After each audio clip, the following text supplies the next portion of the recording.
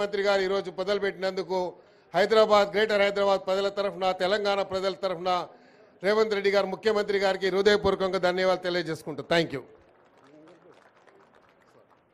గౌరవనీయులు మన ప్రియతమ ముఖ్యమంత్రి రేవంత్ రెడ్డి గారి చేతుల మీదుగా తెలంగాణ తల్లి విగ్రహ ప్రతిష్టకి ఈరోజు శంకుస్థాపన చేసుకున్న సందర్భంగా వారికి మనస్ఫూర్తిగా మా ఆర్ఎండ్బి శాఖ తరఫున కృతజ్ఞత తెలియజేసుకుంటూ ఒక మంచి ప్లేస్లో తెలంగాణ ప్రజలకు మంచి పరిపాలన అందించే సెక్రటేరియట్ నుంచి ఇక్కడ తెలంగాణ తల్లి విగ్రహం పెట్టడం వారి ఆలోచన విధానానికి మన ముఖ్యమంత్రి గారి ఆలోచన విధానానికి ఇది ఒక నిదర్శనం.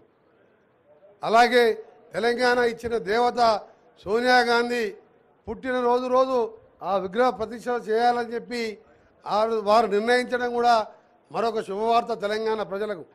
సోనియా గాంధీ గారు లేకుంటే తెలంగాణ ఇప్పుడు కాదు ఇంకా 50 ఏళ్ళకైనా రాదని అందరికీ తెలుసు.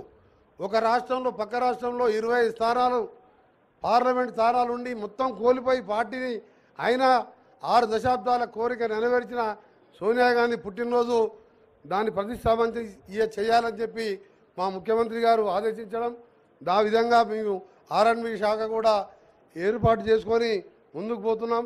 తెలంగాణ ప్రజలందరూ రేవంత్ రెడ్డి గారి నాయకత్వంలో ఇప్పటికే నిరుద్యోగులు ప్రభుత్వ ఉద్యోగులు ఫిలప్ చేస్తూ నిరుద్యోగులకు స్కిల్ యూనివర్సిటీ కట్టుకుంటూ ఒకవైపు దేశాన్ని ఆ రోజుల్లో ముందుకు తీసుకెళ్ళిన పక్కకే రాజీవ్ గాంధీ విగ్రహాన్ని కూడా ఏర్పాటు చేయాలని దాన్ని కూడా మనం అన్ని కార్యక్రమాలు చేసుకున్నాం.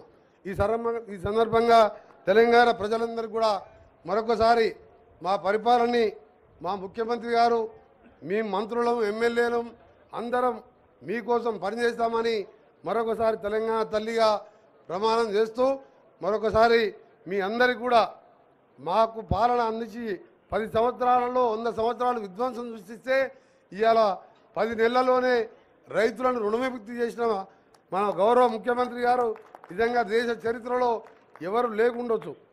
అలాంటి కార్యక్రమాలు చేస్తున్న ఈ ప్రభుత్వాన్ని ఆశీర్వదించాలని ఇప్పుడు గౌరవ ముఖ్యమంత్రి గారిని మాట్లాడవలసిందిగా విజ్ఞప్తి చేస్తున్నాం.